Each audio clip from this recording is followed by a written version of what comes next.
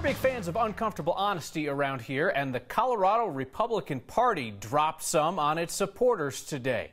An email to rank-and-file Republicans quoted the old Ohio State football coach Woody Hayes, who said, "There's nothing that cleanses your soul like getting the hell kicked out of you," adding that if Hayes was right, well, then the Colorado Republican Party's soul is spotless. That is brutal, and it's also accurate. Colorado Democrats scored their most commanding victories in more than half a century on election night. And it hasn't gotten better for Republicans in the week of counting since. The relatively close governor's race on election night, it has become a double-digit blowout for Governor-elect Jared Polis over Republican Walker Stapleton. Though there still are 7 races statewide that are undeclared, within 1%. And our Marshall Zellinger is squinting at those tiny margins. If you stop paying attention to election results on election night, let's take a closer look at this race for governor. You would think Governor-elect Jared Polis won 51% to 46%. But since election night, the numbers have changed considerably. Polis has been credited with close to 500,000 additional votes. Walker Stapleton got another 250,000. But no one really pays attention 8 days later, yet you should, because county clerks have until tomorrow to stop counting. There are 7 races in 6 counties separated by 1% or less. And what's leading in those races may change by tomorrow, and not because anything funny is going on. There's the Castle Rock mayor's race we told you about, separated by 2 votes. That's the same margin in the sheriff's race in Ouray County. Funding for a library district in La Plata County is losing by 10 votes, and the commissioner's race there is 28 votes apart. In Los Animas County, a commissioner's race is 31 votes apart, and a bond issue for Trinidad schools is losing by 11. And the JEFFCO school bond issue in Jefferson and Broomfield counties is up 1,500 votes, which is really just 1%. Any of those races could change when the counting is done tomorrow. Why? These pile of envelopes with questionable signatures that voters can still fix, still being counted. Ballots from overseas and military members, still being counted. And provisional ballots filled out by voters who had issues with their voter registration, still being counted.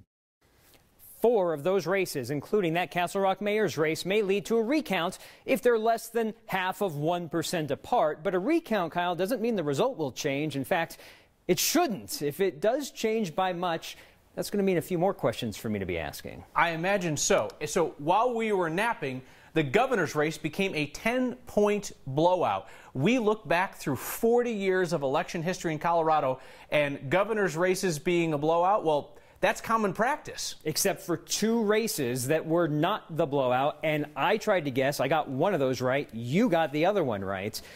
And I don't know if we quizzed the newsroom if we'd get a consensus. That's why we're such a good team, Marshall, because you know half the story and I know half the story. All right, people, can you name the 2 governor's races in Colorado that were decided by less than 10 points? 2 of them in the last 40 years since '78. You know how to hit us up. Hashtag HeyNext or email next@9news.com. Thank you, Marshall.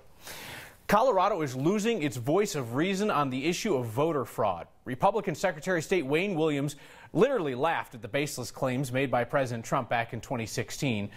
Williams lost his race this week, while the president gained a powerful new ally in Colorado who's willing to push his unsupported claims of voter fraud.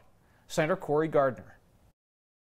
President Trump's latest evidence-free allegation of voter fraud came today. He said people vote illegally, go change their clothes, and vote illegally again.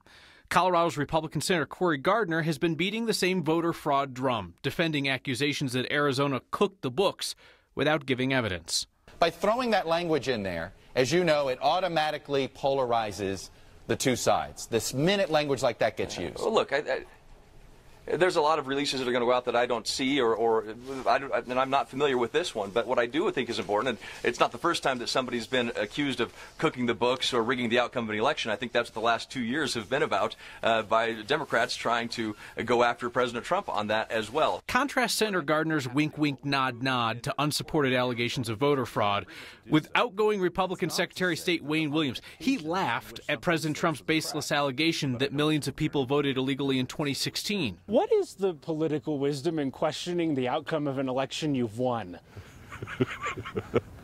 I'm not sure. It's not always, people don't always clear every tweet with me. And it's one of the interesting things about social media. It allows you to post things really quickly.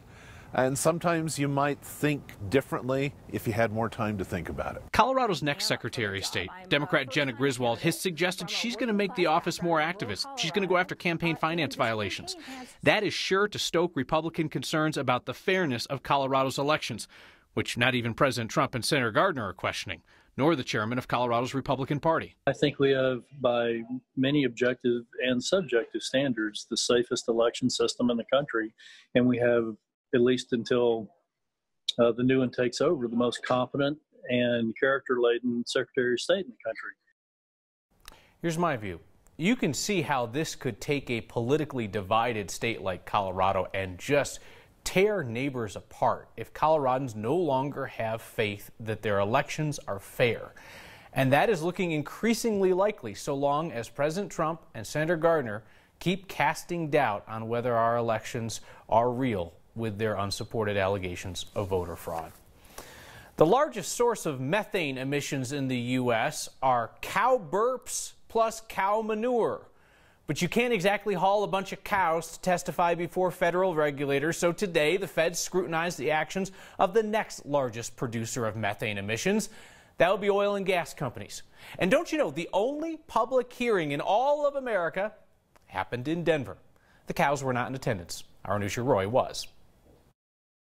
A shield for communities like mine and countless others. I'm happy to report it didn't smell bad today, and it's not because this room was mostly empty. A lot of people who already faced off with the EPA filtered outside to come talk to us. Some of those compounds are really harmful to our health. Instead of progressing, we're going to be set back. The EPA is considering relaxing Obama-era rules for how often oil and gas companies check for leaking gas that could have volatile organic compounds, which sound scary and are not great if you breathe in too much, and methane, not super for the environment. The proposal is to keep leak detection in place, but only require it less frequently. So moving from more frequent monitoring to an annual basis for certain systems of certain sizes. But oil and gas companies can't be the only ones letting a little gas go. They've got some competition according to the EPA, enteric fermentation, also known as cows, followed by landfills and manure. But since you can't really step in and say, hey, tone it down, we end up back here. Colorado already has its own set of stronger rules on this very thing, so things wouldn't really change too much for local companies if these changes went through. The Western Energy Alliance thinks that this could help them be more efficient, maybe even innovate more, to follow through on their commitment to letting less methane go. We will do so with or without any rules from states and the federal government. So President Trump's own EPA says that this could release more methane into the air. But again, this doesn't change a lot in Colorado. But other places, their rules aren't quite like ours. And hey, methane doesn't really know state borders, no matter where they're coming from, what the source is. The concern is spreading to other places as well. I'm curious, did you run into anybody down there who came because they were concerned, but who actually thought they were convinced the EPA not to do this? You know, I think it was really for them about voicing their concern and realizing that they had the opportunity.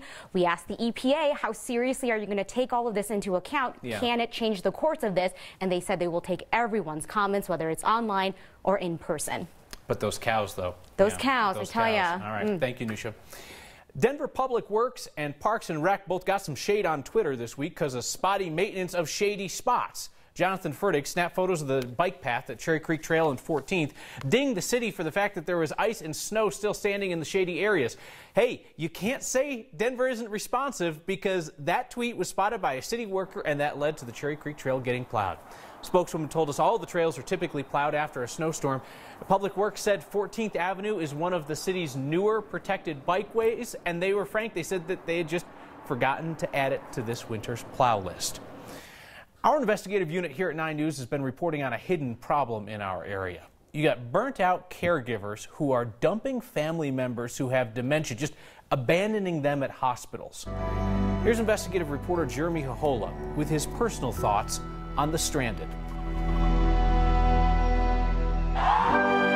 In a country that prides itself on its military might, its economy, its freedoms, and its standing in the world, how is it that it is so bad at taking care of its elderly? In a recent international study, the United States ranked at the bottom for quality care of older folks when compared to 10 other developed countries like Canada.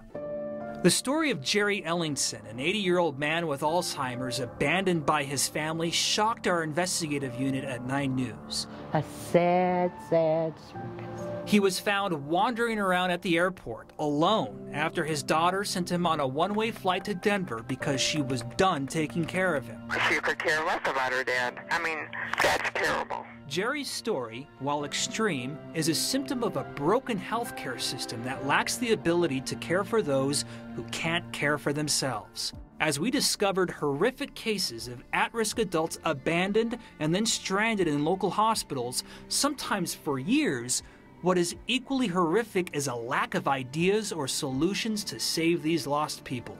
And meanwhile, these people have nowhere to go.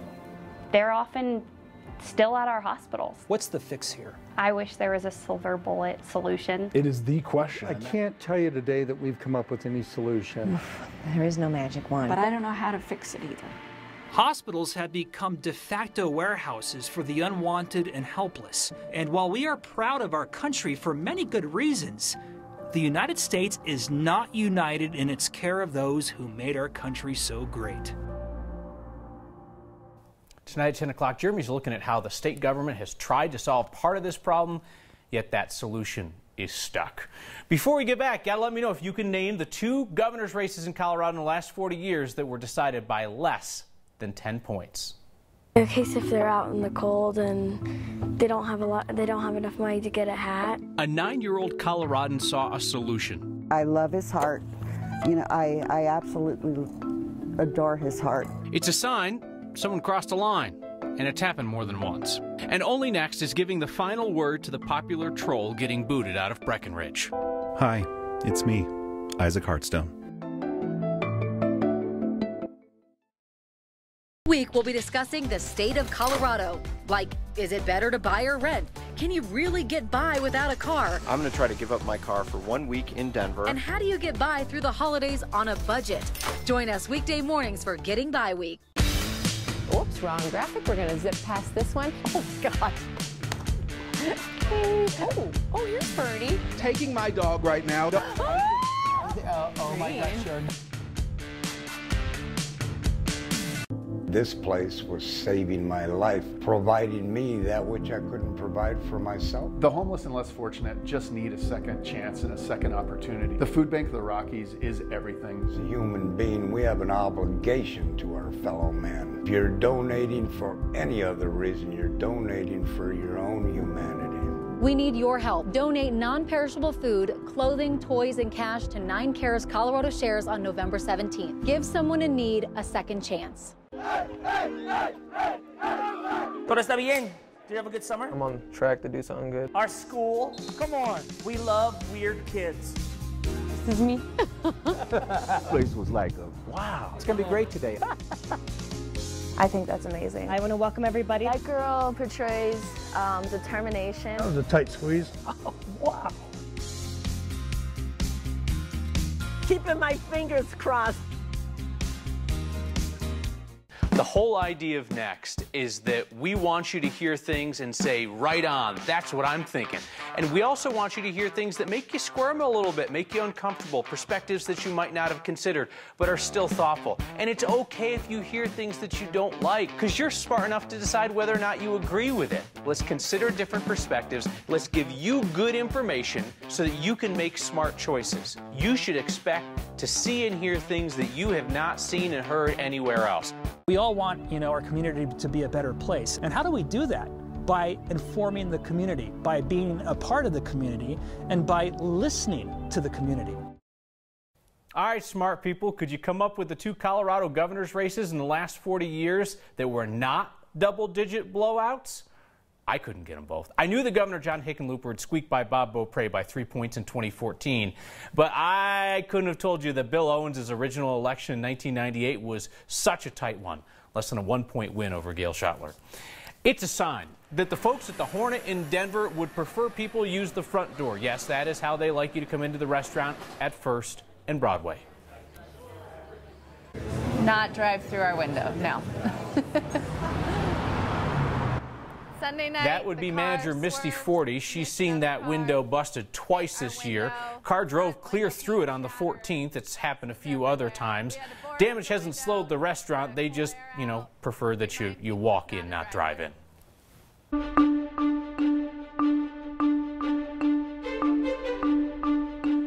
Hey there, hope you had a fantastic day. Loads of sunshine out there and some pretty warm temperatures too. Temps running about 10 degrees above where we should be for this time of the year. A nice 63 out at the airport. While high pressure has been building in across Colorado, keeping us dry. Different story for our neighbors off to the east, and heavy snow starting to push into parts of St. Louis. They're under a winter storm warning, and the advisories extend all the way up across the northeastern side of the country as they're preparing for more snow. Back here at home, what you see is what you get. Clear skies tonight. Temperatures cooling off to around 32. We'll stay in the 20s and 30s across the eastern plains. Some single digits and teens, low 20s up in the mountains. Tomorrow should be another warm one at 60. We'll go mostly sunny, upper 50s, low 60s across the eastern plains with 40s and 50s up in the mountains. A nice forecast as we head toward the next couple of days. The 60s continue, and then look at that Saturday, a little snow and some cooler temperatures for the start of the weekend. Kyle? Thank you, Danielle. The most Colorado thing we saw today is the couple that got married in front of the massive troll sculpture in Breckenridge before the town moves to get rid of it. Brett and Christian traveled down from Wyoming. Nina Larson-Reed with Larson Photos snapped this photo. Says it was 15 degrees when they said, "I do." Breckenridge is due to take down that troll any day now. They're concerned about it holding up over the winter. There were concerns about traffic in the neighborhood. They told us they're going to store the key pieces. Maybe they'll put it back together in a different location in the future. They're talking to the artist about that. A boy in Lakewood has two gifts. He's got a heart for people who are hurting and a knack for convincing others to help. Anybody can do small, simple things like this to help somebody. And Coloradans shouldn't need an arrow as a personal invitation to park properly, but not even the arrow helped here. That's next. Hi, it's me, Isaac Hartstone, the troll from Breckenridge, the one from the next political ad asking my social media troll cousins to take it easy during campaign season. Maybe you heard, Breckenridge is taking me down. Neighbors didn't like all the people coming to see me. Too popular, I guess. They're just jelly. The town says they're going to save my parts and maybe put me back together someday in a new spot. So let's not call this goodbye. Let's call this so long. For now. Ungrateful humans. Didn't deserve me. It's too pure for this world. Wyoming wouldn't have taken me down. This is interspecies discrimination.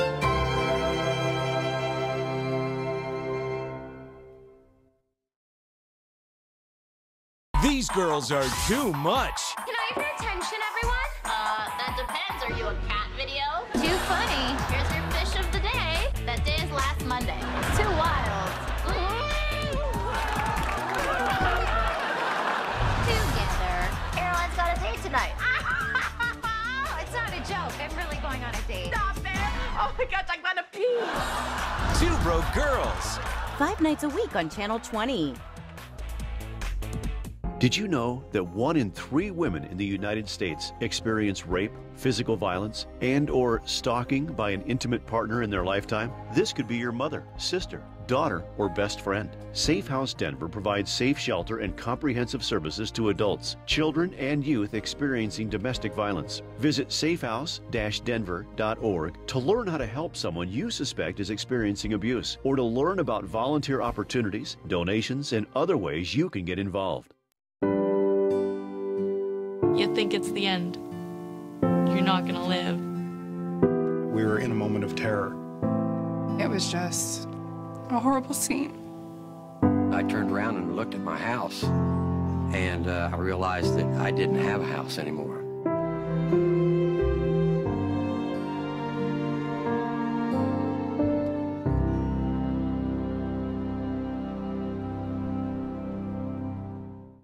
Gift giving is hard. Gift giving is an art. What do you give the person who's got everything? I gave her a heifer. You're giving me a cow for my birthday? It's a farm animal. It's more than a gift. A farm animal helps families in hunger. Gifts like this change lives. Give different. Christmas, Valentine's Day, Hanukkah, whatever you want. Give a family life. It's more than a gift. It's the best gift I ever gave.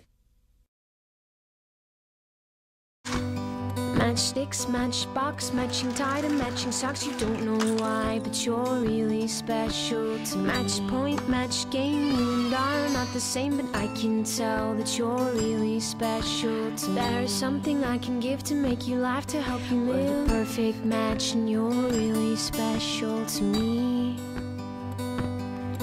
We're the perfect match, and you're really special to me.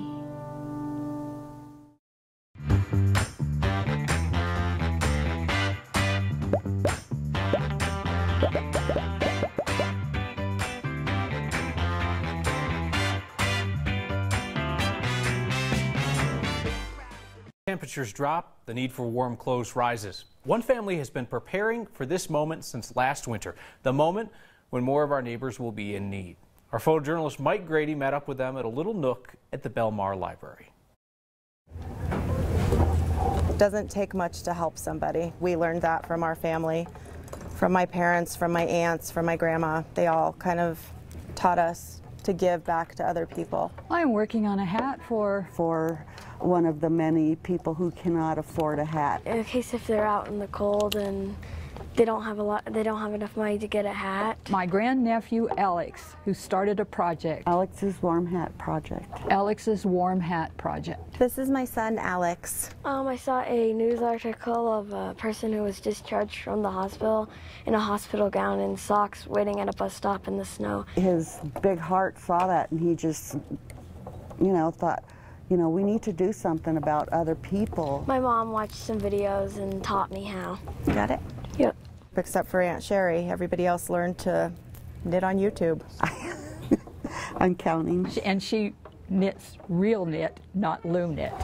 Tangle. We probably have over 300 now with everything, hats and scarves, so we just keep going. We'll have another one done soon, huh? Yeah. Alex thinks of me and you. Anybody can do small, simple things like this to help somebody. I just wanted to help more people because there could be a lot of other people out there that are like that. Turn a ball of yarn into something beautiful that somebody can use, huh? Yeah. It makes their day, and you don't need money to help people. There's lots of things you can do. Yeah. Aunt Judy takes those hats up to the Larimer County food banks in Loveland and Fort Collins, and they are snatched up in a flash. Alex said the last batch was gone in a day. Someone crossed a line with a rare triple reverse, and your feedback suggests we're fracking idiots. That's next.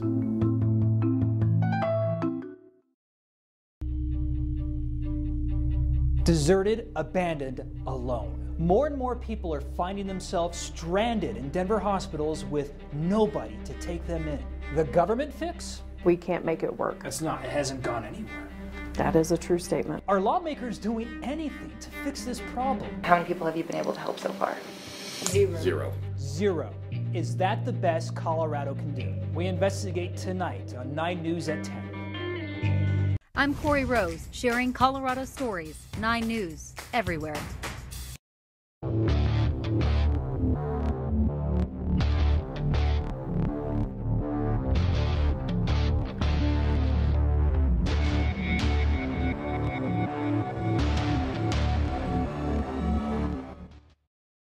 Which one of you is horny? How did I get here? My mom was horrible and drove me to drink, which led to drugs. Remember me? But I cleaned up my act. Wish I hadn't spit in his latte. For that glamorous... You look like a slutty highlighter. Single mom life. Why aren't you wearing pants? I was relaxing. And now I'm back here, living with my mom. That changes everything. You deserve a cupcake. 5 nights a week on Channel 20. Jewish Family Service distributes tons of food to the hungry, counsels hundreds of people in pain, employs those with disabilities, provides hope and help to seniors, helps the unemployed get jobs, and assists refugees new to America. Touching 21,000 people every single year. JFS does so much, and yet it comes down to you. You have the power to change the world. No more. It's none of my business. No more. I'm sure they'll work it out. No more. It only happened once. No more. He said he was sorry. No more. Why doesn't she just leave? No more. Not my problem. No more, but he has such a bright future. No more, he didn't mean it. No more bystanding. No more ignorance. No more excuses. No more.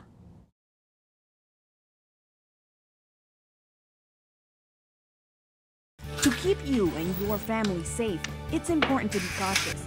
Keep your house safe by closing the windows, the main door, and the garage door. Keep your valuables in your car safe by never leaving anything visible. Choose a well-traveled route when taking a walk. And be aware of your surroundings when using an ATM. It's that easy to be safe. It's up to you. And for your safety, you have them to protect and serve you, the Denver Police Department. I'm concerned that the night that we quit our parking shaming segment is the night that you'll stop watching. So let's tell somebody you've crossed a line. I like this one because it has layers. Sydney Lehman snapped the photo at the King Soopers parking lot in Firestone. Not only did this driver park in, well, 2-3 spaces, also appears from the arrow they were going the wrong way in the parking lot. I like the style. Listen, I couldn't stop all of you from emailing the photos to next@9news.com if I tried. People can't decide whether we played up the methane emissions story or played it down too much today. Steven says, you think you're impartial, but you went to the methane hearing. Only 20 to 30 people there complaining. 3.2 million people in this state. You're biased, Steven says. Whereas DJ goes, sheesh, 9 News, why not just come out and say that you are pro-fracking? Didn't like the mooing cows presentation. He said we're literally sick and tired of leaking methane coming from these fracking operations. Mary Jo took a helpful spirit. She says passing along a tip that'll impress your friends and make you sound like a native. Plural for bovine is cattle. Cows are female cattle. Well, thank you, Mary Jo. Don't want to be all a hat and no cattle. Did I do that right? Cattle? See you next time. Subscribe to the Next YouTube channel and I'll buy you a beer. Am I actually buying them a beer? This could be a very poor idea. We need some terms and conditions. Offer subject to terms and conditions.